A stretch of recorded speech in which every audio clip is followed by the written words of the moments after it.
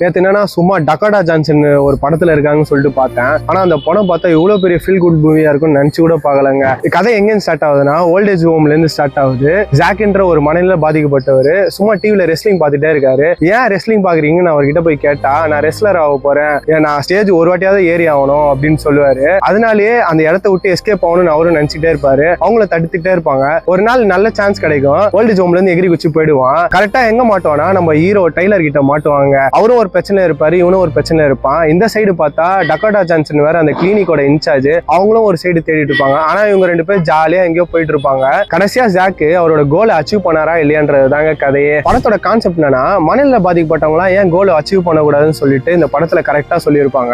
படமே ஒரு மாதிரி ஜாலியா பீஸா போகும். ஜாக்கு வந்து பீனட் பட்டர் ரொம்ப பிடிக்கும். இவர் என்னன்னா ஃபால்கன் மாதிரி, பேர்ட் மாதிரி ரொம்ப ஸ்ட்ராங்கா இருக்கணும்னு சொல்லிட்டு அந்த ஸ்டேஜுக்காக பீனட் பட்டர் ஃபால்கன் பேர் வைப்பாங்க. அதுதான் படம் பேருமே, தி பீனட் பட்டர் ஃபால்கன்.